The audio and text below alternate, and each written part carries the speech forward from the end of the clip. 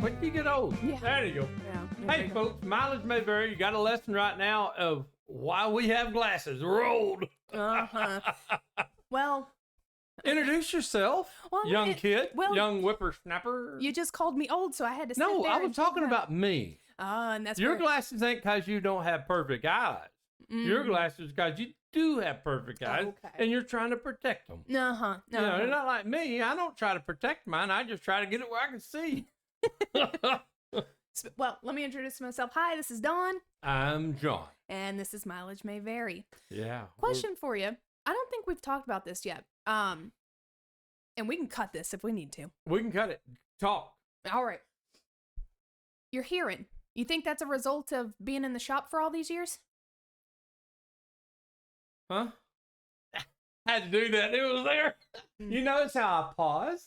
I thought about it, and then I delivered. Uh-huh. We learned a lot from the last episode. Yeah, we did. So my hearing is the loss factor of shooting guns. Oh. But I think the most damage I did is when we used to diagnose in diesel trucks before we had electronics.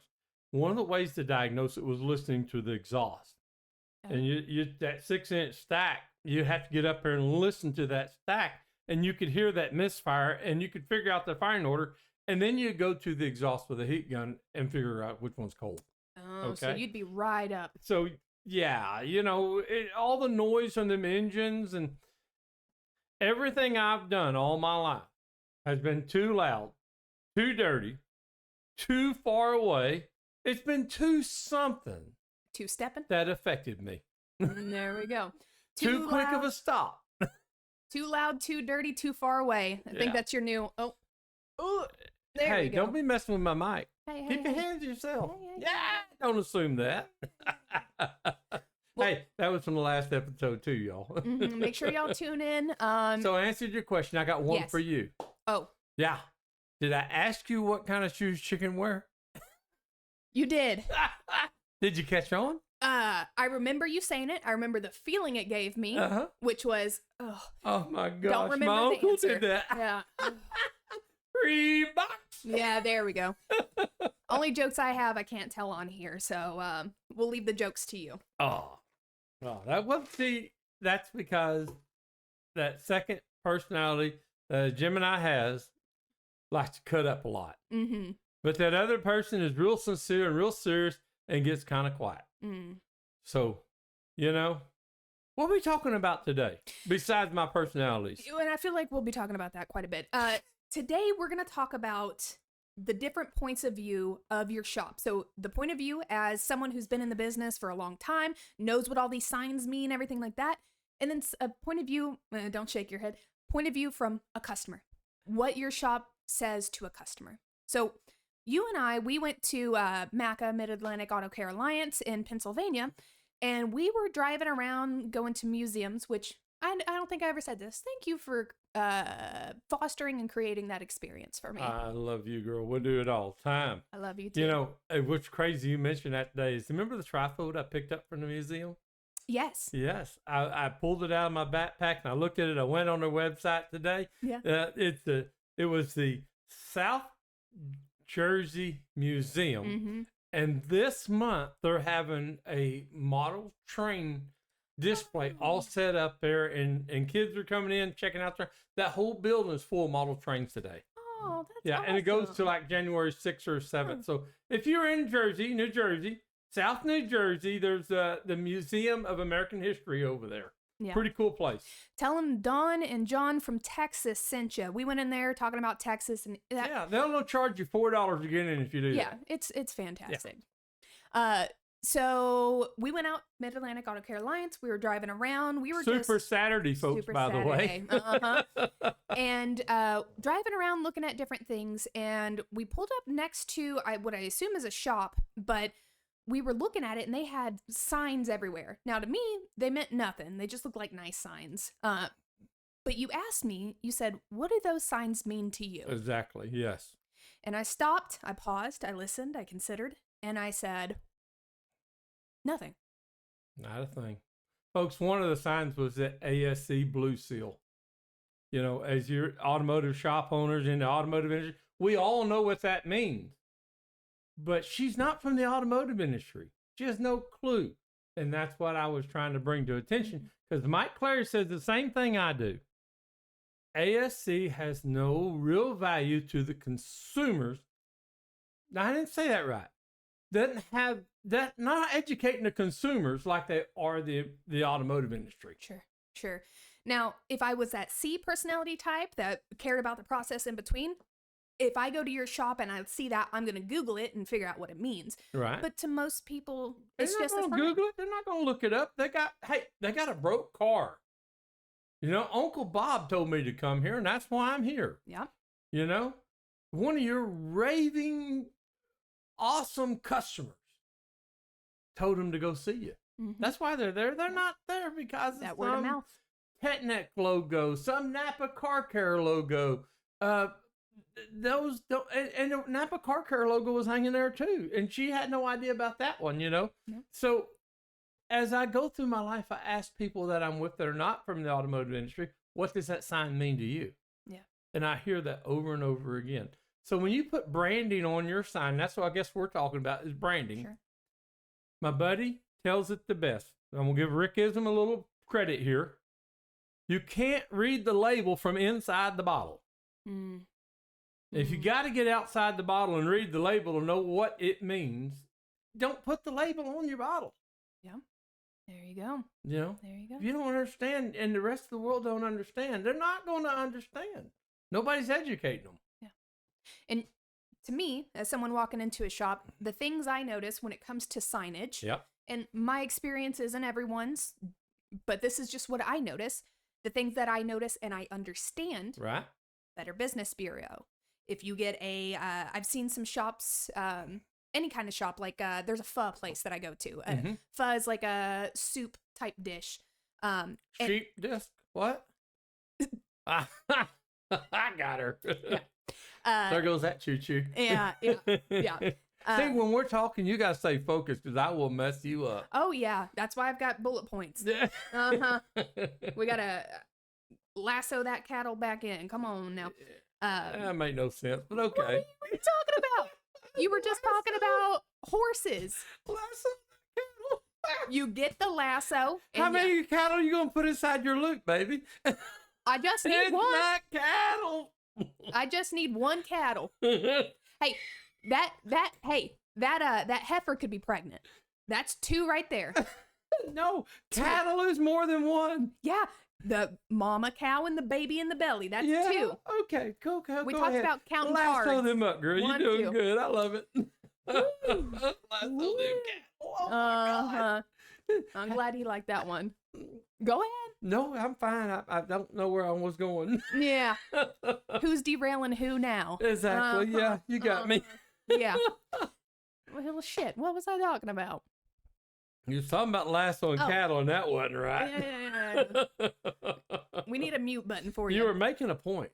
Yeah, which, whatever. Y'all probably knew what I was talking about. But Better Business Bureau, if you get... Common signs that they spend millions of dollars on getting it out in front of the general public. Mm-hmm. Not just because the general public needed the automotive repair, but because the general public needed to know what that does for all industries. Sure.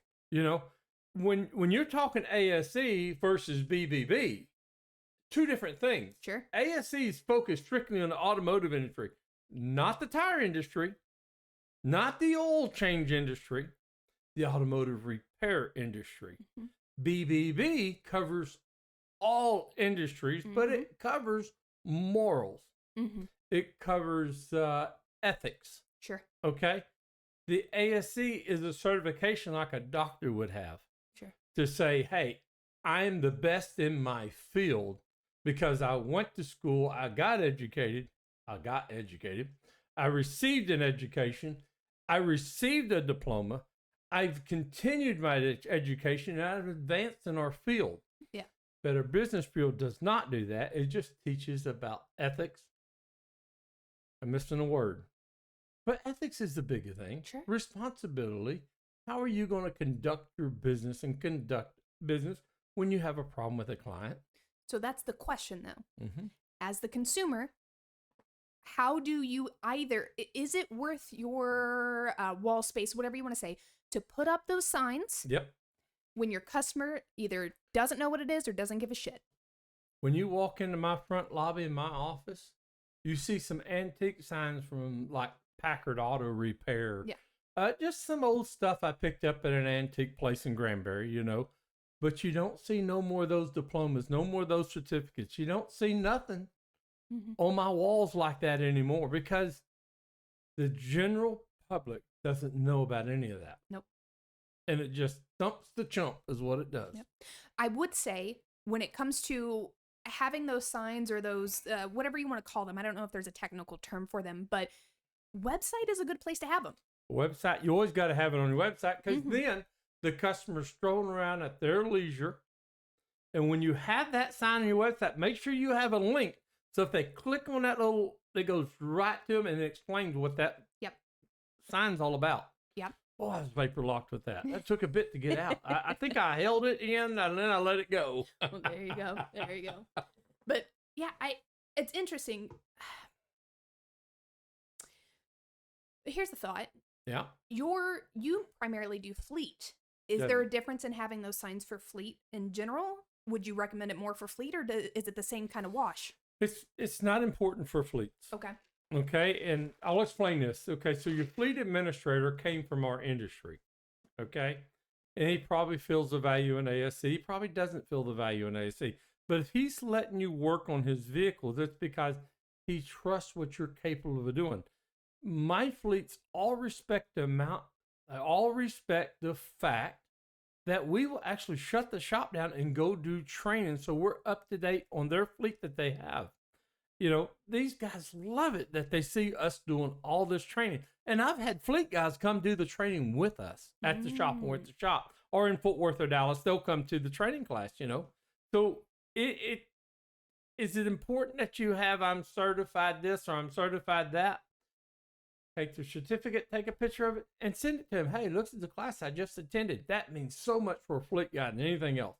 Yeah. Versus having your ASC certifications hanging on the wall. Okay. Most of the fleet guys, not important to them. Okay. Well, there you go.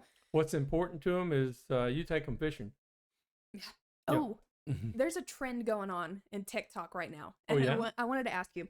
So these tattoo artists, they're talking about, usually you go get a tattoo, you pay a couple hundred, couple thousand, depending on what you're getting done. The trend is tattoo artists talking about what they'll trade for instead of money.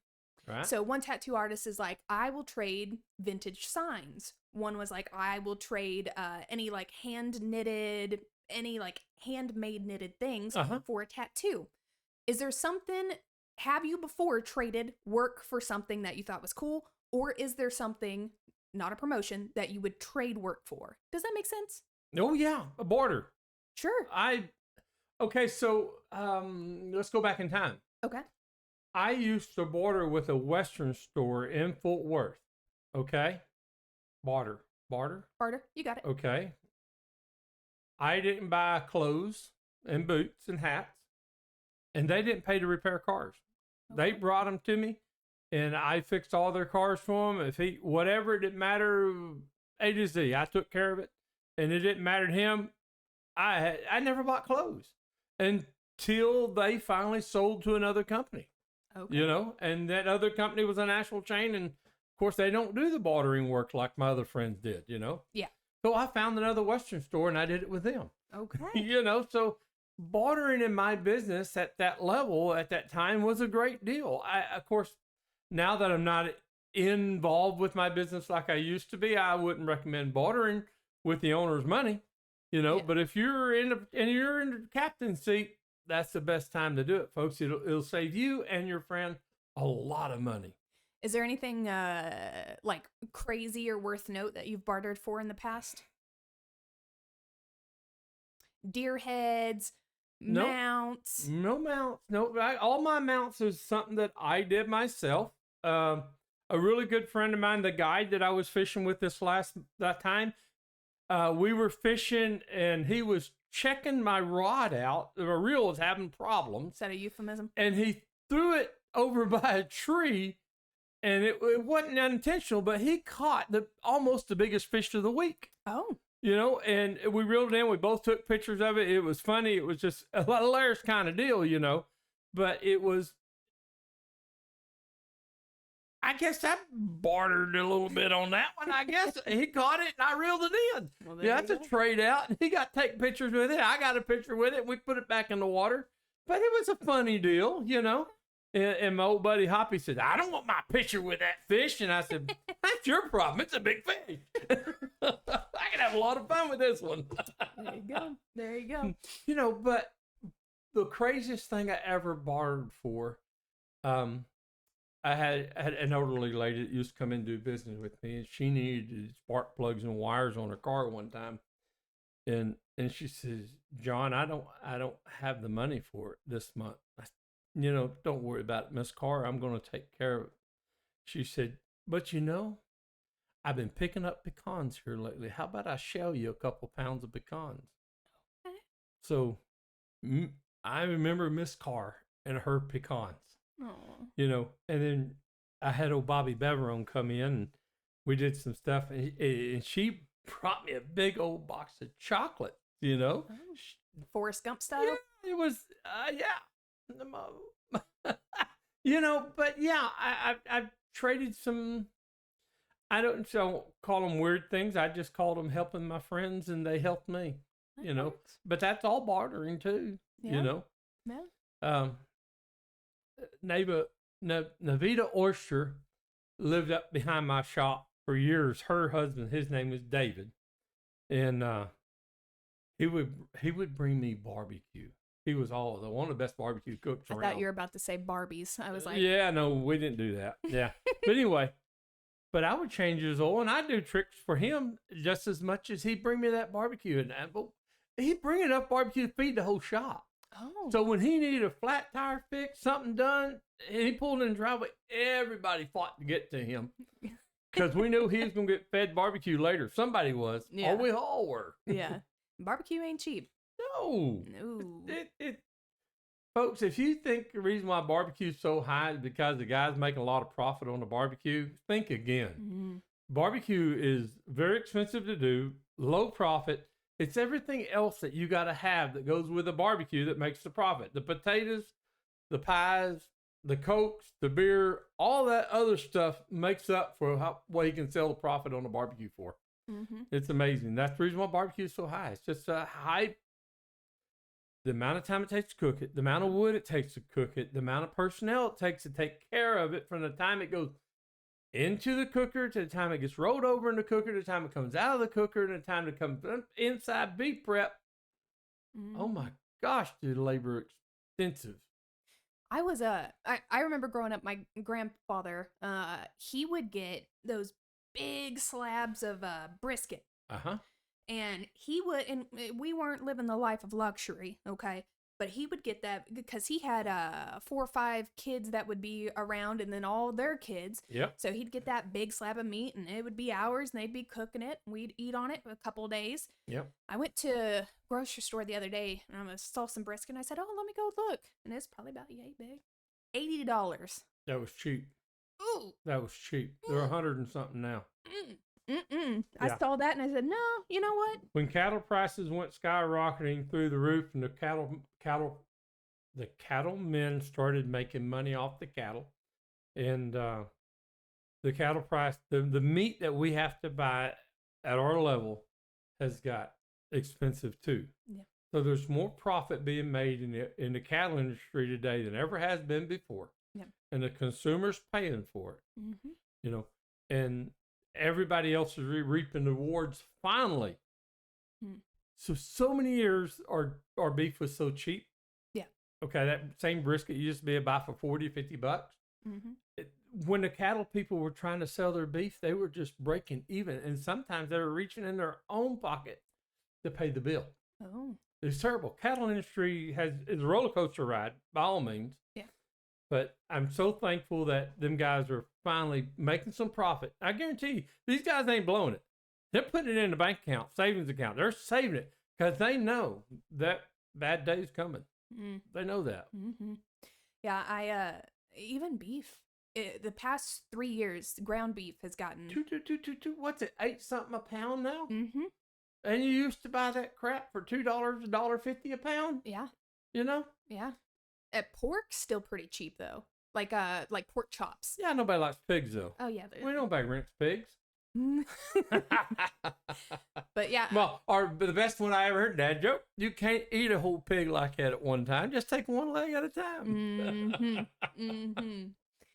Anywho, Yeah. so signs in the shop. Folks, the best thing I can say is go outside and drive by your shop, or have somebody in the passenger seat and you drive by the shop and ask them, read the signs when we get there. Yeah. If they can't read the signs, you got too much crap on your signs. Yeah. Sweet and simple. Look at McDonald's. You don't see McDonald's hamburgers, french fries, drinks, and all that other crap. All you see is McDonald's and billions served. Mm-hmm. That's it. It's the same sign over and over. Mm-hmm. You know, Burger King. Have Burger King. That's it. Yeah. You know, that other place called Whataburger. Every time I say one of these things, you trigger what colors are on the sign. That's what's going through your mind. Make that habit with your signs too. Stay simple. Stay bright in colors. Yep. Look at Firm Automotive. 2 colors with a background. Yep. Being sweet and simple. Yep. What is it? Keep it stupid simple, or what I typically tell myself, keep it simple, stupid. That's it. You know. That's it. Now, what I will say when it comes to like branding or logos, like you said, sign on the front, like simple sign. One thing that I really like that you do, and I haven't been in a lot of auto shops other than places I've taken my business, right, which are usually not dealerships, but bigger chains, right, like Quick Car. Right. I used to have to go there for old job that I worked for. Uh-huh. They took care of our fleet, but having your mats with your branding on it, right? I think that's a touch that's important, but can get overlooked. It can. So I think that's important as well, having your own branding. Branding is unique to you. Mm-hmm. You know, when you're dealing with retail clients, and I don't know a lot about that, Mm-hmm. I've forgotten most of that, but I cannot take that mat and put it into one of my clients' vehicles and reap the rewards that a retail client can. Okay. Because the guy driving the vehicle is not my client. He is a representative of my client, and he can badmouth me to my client, and he can do the best he can to persuade my client for not doing business with me. Okay. Mm-hmm. So I have to keep everything I do with him presentable. So I don't get in front of my client all the time, every day. Like a retail customer, you're in front of your client now, and you need to brand that moment. I don't know how else to say it. If you give them a pen with your name on it, you give them a coin with your name on it, you give them a mat with your name on it, you're building that brand, that branding. So sorry. That's important. With retail sales, so important. One thing that we looked into back in the inspection industry, real estate agents was our mavens, Mm-hmm. the people who could refer us a lot of business. We talked about, well, where are they? They're either in the office or they're driving in their car to go show houses. Right. And so what we used to do is we used to get custom made inserts for their cup holders to sit in the bottom with our logo on it. Uh-huh. So they're not messing up their car. Yeah. So fleet people, they're in their car a lot. Your fleet people, again, those aren't people that are sending you money. It's their bosses, but still. So the problem I have is Jim may be in this car tomorrow, and Jim will be driving this car, and then Bob's going to be in that car the next day. It seems like on some of my fleets, I don't keep the same driver in it for more than a week or a month or 2 months. Yeah. So what I did is when you open the door on a vehicle that we work on, there's a sticker on the door with Firm Automotive and my phone number. And I went one step further. Mm-hmm. I want to make sure they call my wrecker service. Mm. So when my wrecker service goes out there and picks that vehicle up off the side of the road, they're not calling nobody for payment. Mm. They're bringing the vehicle back to my shop, putting it in my backyard, and they'll send me the bill email. There you go. You know, so little about a tip. That sticker's like 2 inch by 2 inch. The top of it's got Firm Automotive, and the bottom of it's got Rocket Tow Service. Both phone numbers are right there, so they can get a hold of me. They call my landline, it goes straight to our cell phone. Or if they don't call me, they can call the Rocket Tow Service and get it right hauled to the shop. Boom, bang, easy. The easier you can make it for your fleets, the happier they are with you. And just shooting the shit here, but what about, and I don't know if this is something that's already in the industry or not. This is just coming to me, so I'm speaking it out loud. Stickers that go underneath the hood or on the battery, and this would be more for retail clients. I got you. Is that being done? That would be like you're broke down. I've seen stickers put underneath the hood, and they're usually on the front, the plastic part right in front of the engine compartment, you know, that talks about how this shop did this service work, and we updated the computer, and we diagnosed this, and we did this. You know, if you have any problems, bring it back to da-da-da. And da-da. I've heard really great stories of client loyalty with that, okay? Stickers from rearview mirror hangers, okay, with discount, and they'll do coupon tickets on that. Yeah. I've heard real good stories about that because that keeps that client coming back to them.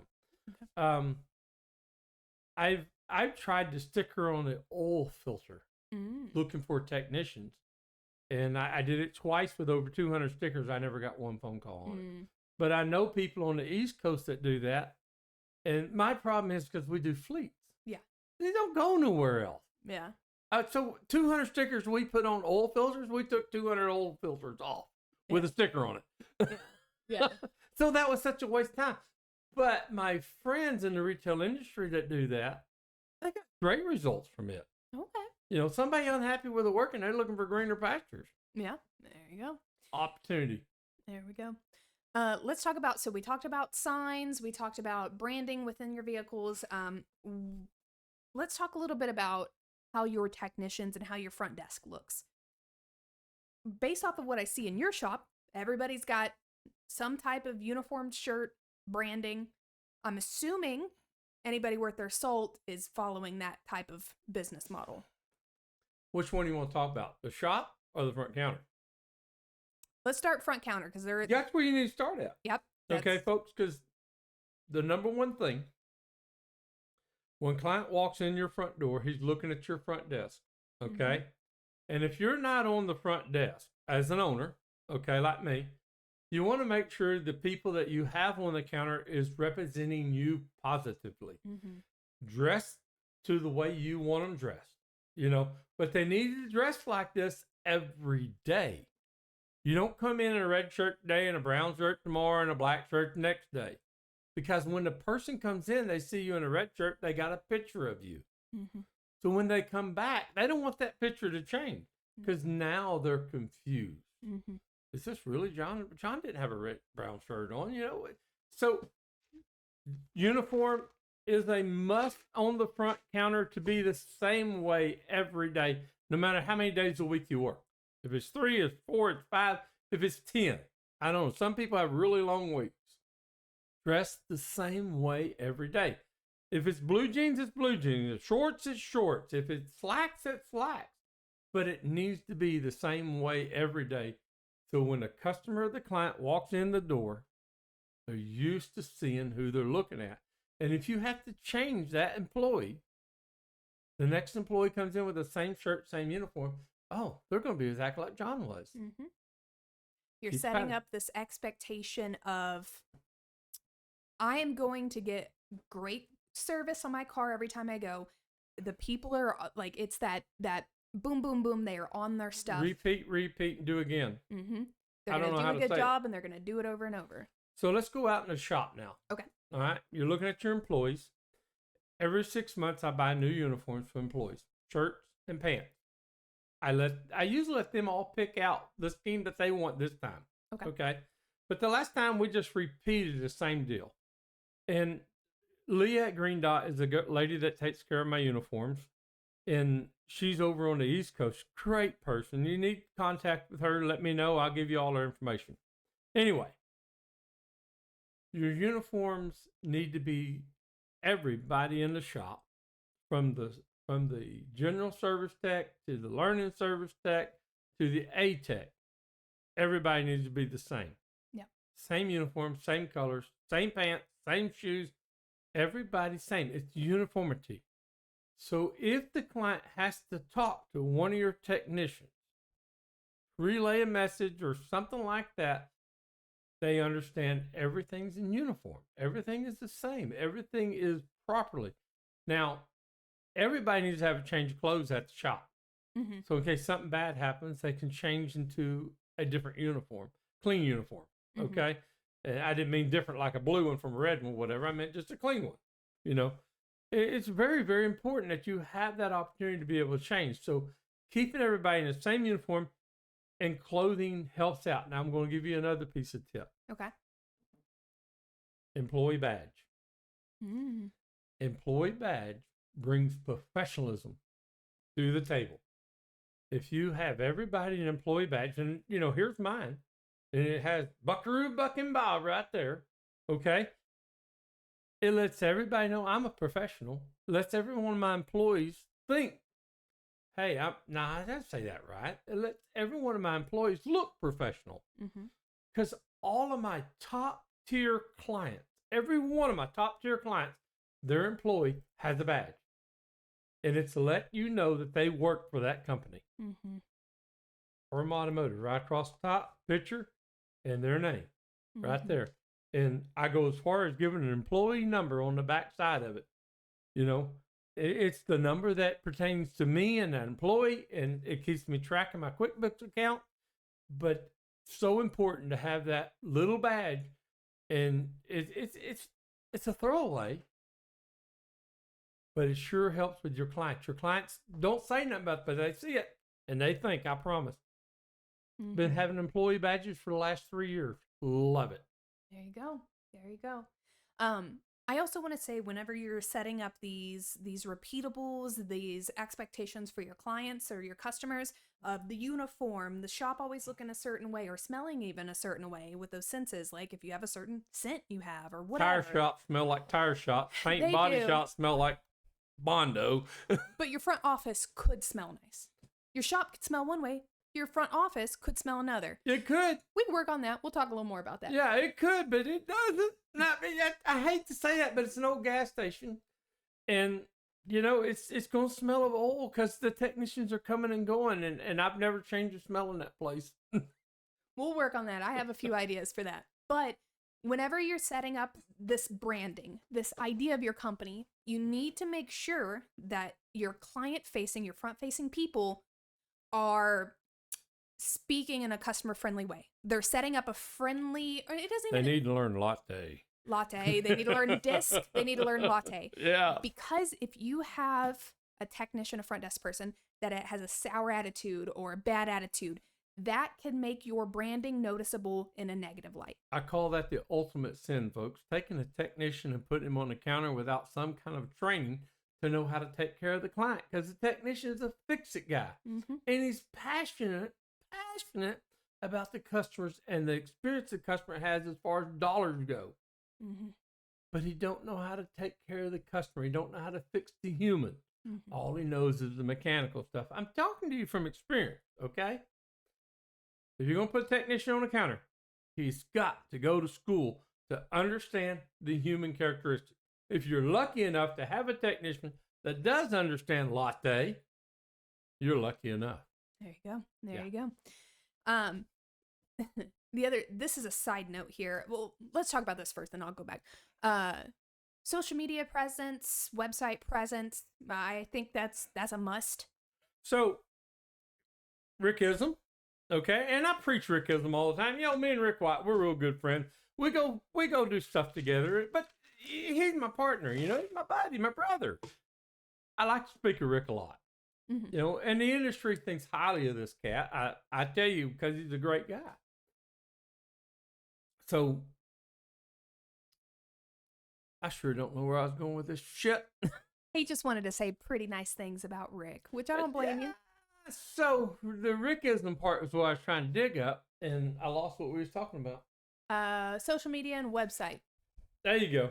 See, See, Brandon lassoing that cattle. Rick lost his father this week, folks. And when I got to thinking about Rick, I got thinking about the loss of his father. And when I got to think about the loss of his father, I forgot everything else I was supposed to talk about and went to thinking about. I need to learn a latte. That's what I need to learn. So anyway, the Rickism I'm trying to tell you about is Rick really believes a little video on your website, on your social media platforms, a short video talking about you and your industry, what you're doing. Now, are you changing a light bulb? Are you changing an air filter? All those little bitty things. Maybe windshield wiper blades. That was the topic this morning. If you'll do a little video like that once a week, twice a week, it'll build up to 3 times a week. It'll make you be the professional in your area around your shop that you really need to forte. So just one little video every week, post it on all your platforms. Be the professional in your neighborhood and bring that business in. There you go. Perfect. Building that, to me, for customers, I want them to know me, like me, trust me. That's the best way to do it. A little short video out there. Hey, folks, I want to help you change your windshield wiper blades. Hey, folks, I want to help you change your air filter next time you're out there. You know, here's how to change light bulbs. Some vehicles are terribly hard to change light bulbs, and most of them are pretty easy. Yep. That simple little video there can last 30 seconds, and you can be a rock star. There you go. Question for you, and I don't think we've talked about this before, but and you don't have to name names because they may watch this. I'll blow them out of the water. I ain't scared. It's going to be your peeps. Oh, boy. Out of your technicians, you've got 3 right now. Jacob, Kristen, and Joseph. Out of those 3 technicians. I left yesterday and didn't say goodbye to Joseph. I thought about it on the way home. Almost called him, but I said, I'll do one overnight. And I told him this morning, I said, you know, Joseph, I forgot to tell you goodbye last night. Yeah. Yeah, that means a lot. If you do that to employees, that's putting money in the trust bank. Well, I watched you do that to me. You got back from your trip. You said, did I tell you that I missed you? Yeah. And I said, I see the marketing, but I think he also means it. You think I mean it? Nah, I don't mean nothing like that. I didn't run that mouth. So what's your question? About the 3 technicians I have. So your 3 technicians you have right now, are they currently trained to talk to customers, or are they strictly technicians? Good question. And that's a tough question. No, it's not. It's real simple. Okay. The technician should not talk to customers. Okay. Because they don't know what the customer needs. They know what's out in the shop. They know the nuts and bolts. They know the wrenches. They know all that stuff out in the shop. Sure. The only time the technician should talk to a customer is if the service advisor or the manager says, hey, we got to talk to this customer. This is what the customer wants to know, so the technician can prepare his answer. Remember, he don't think like we do. He thinks nuts and bolts and fix it now. Yeah. Prepare him for what the conversation is going to be about. Yeah. Then bring the 2 together and let them have their conversation. The only time. The other time is if I've got to go on a test drive. It's just you and him alone. I got to go on a test drive. I want you to answer the phone for me. All right? Yep. Now, there's only a couple things should be done when he answers the phone. Answers the phone, he says, hey, this is Buck and Bob. How can I help you? And the customer starts rattling something off. And you say, hey, Jimbo's gone. He's not here right now. But let me have your name and wait for them to tell you the name. I didn't hear you. What was your name? And get that over with. Now give me your phone number, please. Then repeat the phone number. Okay? And I'll make sure Jimbo calls you when he returns. I'm just sitting here answering the phone. Well, you can possibly answer a question for me. No, I know I can't, because Jimbo said don't answer questions. Just get names and phone numbers. That's all I know I'm supposed to do. Don't screw it up for Jimbo when he comes back on the counter. Yep. Don't answer any questions. Don't say, hey, the car's almost ready. Because you don't know Jimbo has something else needs to be done to the car. Yep. You know, you just play dumb. Okay. That's the only time a technician should talk to a customer. Period. Just collecting information. Yeah, I hear you. Okay, fantastic.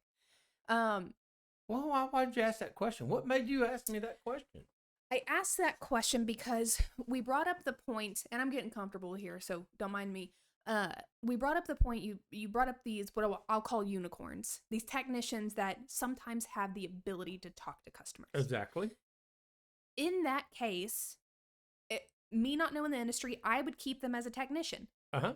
I wouldn't put them up at the front because I don't want to provide my technician the power to control the money. That's just me. I want to leave the people that are trained, that know how to quote and have that customer service and all of that. Dispatch to strength is what we call what you're saying. One more time. Dispatch to strength. So if the technician or the person is good at this job, leave them at that job because that's what they're good at. That's what they're precisely at. So a technician that can communicate with people, the next job he needs to be going to is shop foreman because now he's dealing with all the technicians and all the people. Okay. Or he needs to be trained to be a service manager, a service writer, or a store manager. Okay? But he needs to be trained to make that transition. Going to a shop foreman, he's still dealing with the technicians. He's the go-between between him and the front and the back. Okay? Yeah. And he can do that. Yeah. Okay. Well, there you go. There you go. Yeah. It was interesting because in the home inspection industry, you have the chain of command, or whatever you want to call it. Chain of command's good. There we go. We all have that. Customer calls in, speaks to person on the other side of the phone. Mm-hmm. We're the experts. Customer service representative. Mm-hmm. We're the experts on talking to customers, providing pricing, handling complaints. Yeah, you're the first half of latte. Yeah. We're the first thing that these people see before, not including our website. We're the first interaction that they have with our business. Exactly. Mm-hmm.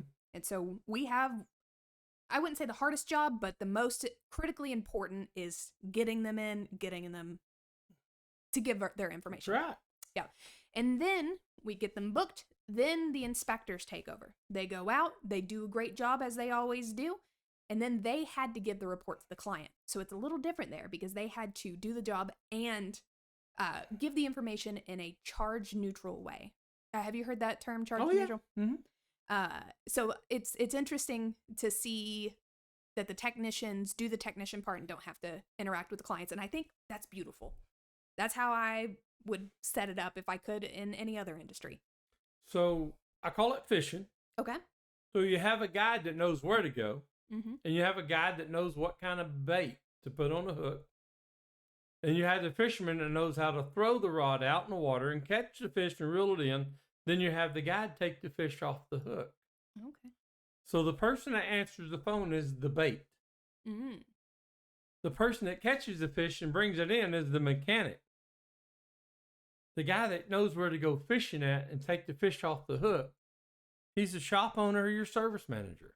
I call it fishing, folks. It's real simple. Yeah. It's a pattern that you're going to produce over and over again to try to catch the biggest fish you possibly can catch.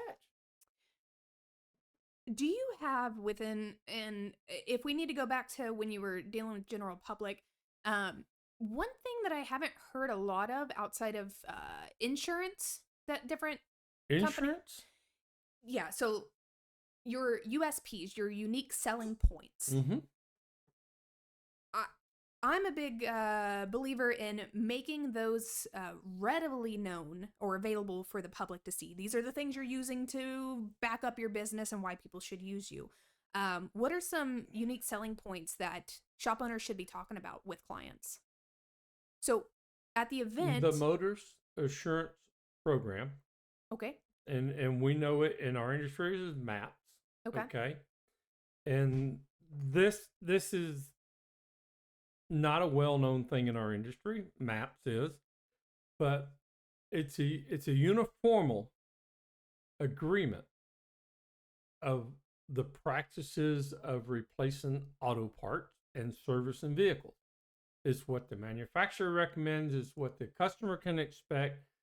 So the Motorist Assurance Program. If you're involved with MAP, you've done 90% of everything you can do to make sure the client is not going to be taken advantage of. If you're educated on maps, awesome. If you're not, look it up, get involved, and understand this is what I can tell a client, and I have backing to back up what I'm saying. Okay. And I think what I would rather have as someone in the general public that gets my car worked on, those signs are great. I'd rather see your USPs, your unique selling points, the things that you're doing for me on your walls. If you have an insurance thing like that, I want to see that displayed. So what about code of ethics on the wall? Like your morals and values of your shop? Mm-hmm. Sure. We used to have our code of ethics put up because they were something that the employees abided by, right? And we wanted our customers to see it too. Right. Yeah. Why not? So that would give you the bonus points you'd be looking for, because standard operating procedures are something we need to keep in the book for the employees. Sure. But you want to know, why am I offering this product and what's it going to do for you? So a trifold in a stand about the products and services that I offer, would that build value? So this is a whole nother episode. Because you're trying to make my walls real busy. No. So for example, in the home inspection industry that I worked for, we had it was short, sweet, to the point, a 200% guarantee. A 200% guarantee. And what that meant was, if you were unhappy with your home inspection, not only would we refund the inspection fee, but we would pay for your next inspection with any other company of your choosing. That is a powerful tool. Not only does it mean that, hey, if you're unhappy, we're going to refund you, and we hardly ever had to use it, but we were so confident in what we were doing. It shows confidence. So that is the type of thing we would display. And it was just a golden seal, 200% guarantee right there. Boom. Right. And more information about it was in our website. But things like that. What are you doing for me? Why should I put my trust in your bank? Oh, yeah. Yeah. So that kind of thing. So if, as an automotive industry, people were talking about loaner cars. Yeah. That's a big thing in our industry. Putting up something about loaner vehicles on your wall, to me as a customer, is a little more valuable than these signs that say ASR, QPC, things that I don't get. More about things that we do and what things we offer that you can take and use to benefit with you. Yeah. I want to say take advantage of, but I didn't think that was the right word. Yeah. But sometimes customers do as that. a client doing business with us, this is what you get. Yeah.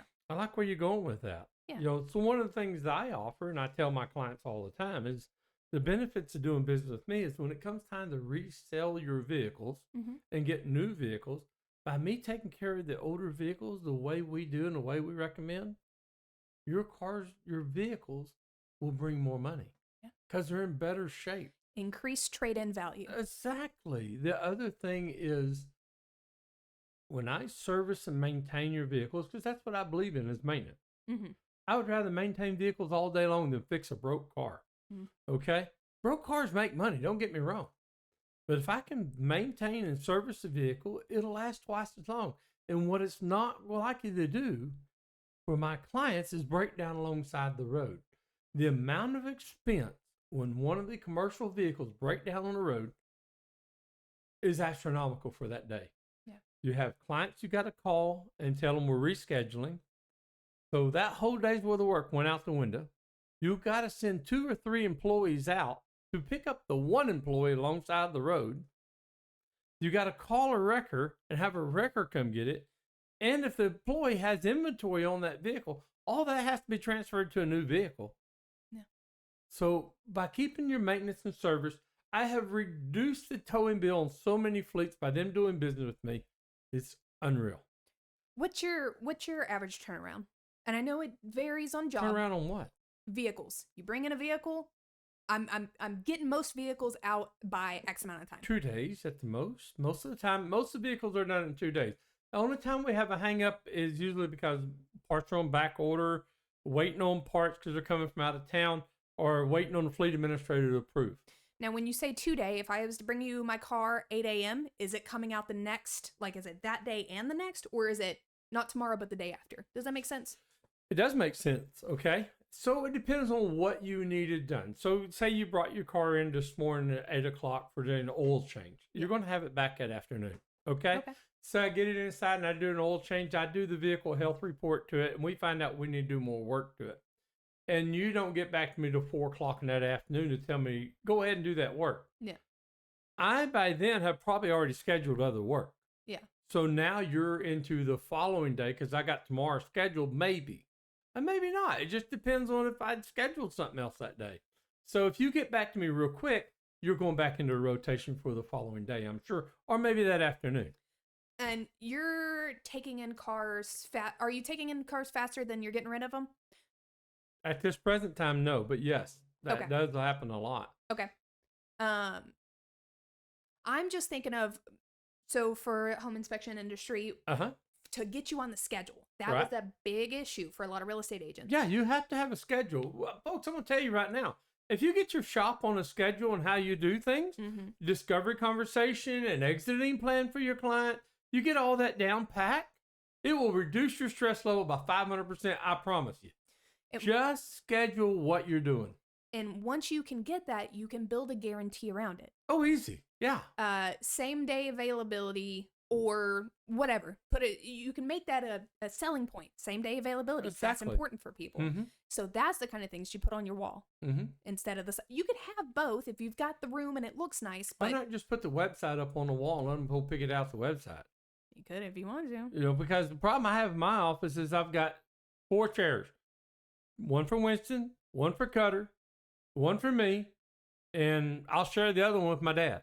There's 4 chairs, you know? Yeah. So there's no place for nobody to sit down in my office. I don't want waiters. Sure. I want you to bring me your vehicle, leave me your vehicle, okay? And take one of the loaner cars. So I've got your vehicle here, and I'm doing a health report. I'm not in a hurry.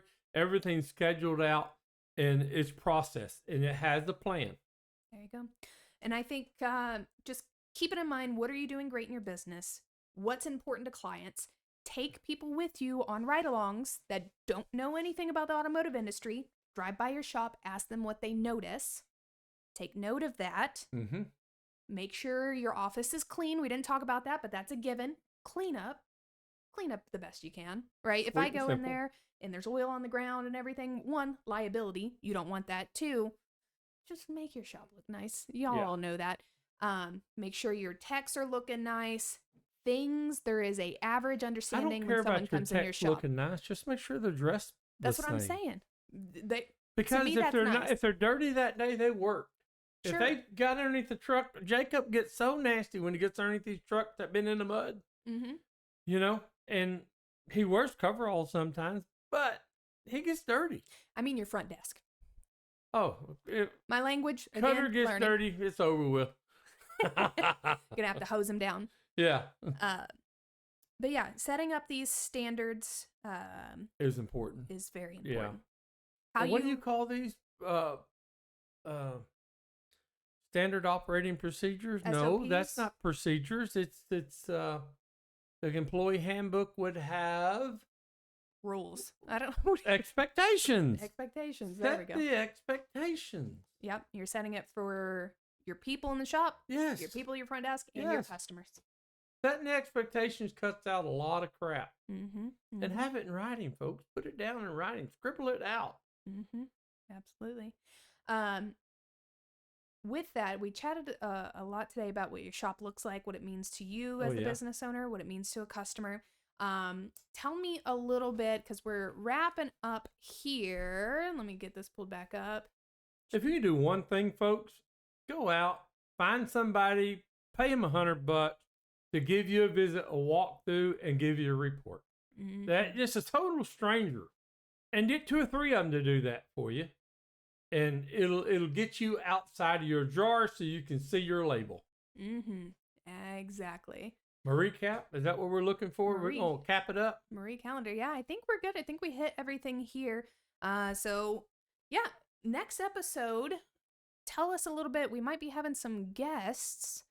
Hey, I can get, how many friends do I have that would like to come on and visit with us, But I think you're hinting up to where you might want to talk about a little fishing trip I took. I think so. The old boy named David, he's here in California. No, he's there in California, not here. I got confused for a second. He's the guy I bought the fishing trip from. I got him scheduled. We're going to work with him about getting him online. And we're going to talk about the experience of the fishing trip. And the guy that's over the boats, his name is Jay. Mm-hmm. And I've talked to him, and he's interested in coming on and tell us all the great things about the Amazon Lord Company, and what the experience like on the boat is. David's going to tell you about the experience about fishing, catching these humongous peacock bass, fighting, blowing up. I just can't tell you all about it, folks. I got to get David on here to do it. Perfect. So we'll have that coming up soon. I'll have there's a young lady. We talked about it a little bit, but I'm excited about this one. She seems like a rock star. Have you been noticing she's bouncing around Facebook all over the place? Yeah, she's on fire. Yeah. Somebody posted something. Have anybody heard about this company? And what, Golden what? Golden Hour Garage. Yeah, and it just went like 50 people posted on it right after that. Really cool. I was really happy with that. Yeah, and I would tell you a little more about it, but I want to make sure that it comes from her mouth on even the name behind the I think company. they call that a tease. Mm-hmm. But we look forward to having Ash on soon. You smell my coffee? You smell it? There you go. Y'all need to give me some more, but I appreciate you sitting down with me and me sitting down with you. You're always sitting down, that's for sure. I got my legs crossed in my chair, but keep an eye out. If you have any questions, comments, anything you want to add, stories you want to tell, at the end of these videos, I leave a QR code, or if you're listening on wherever you get your listening podcast at, link in I think they call it a story video description. I'm not sure. We're still working out the kinks on that, but there's going to be a link to a Google form. Go ahead and throw your questions in there if you want to be a guest on the show. Topic you want to cover, anything like that. Fill out that form. Let us know. But again, I'm Dawn. And I'm John. Buckaroo. Bucking Bob. And this was Mileage May Vary. We'll see you next week.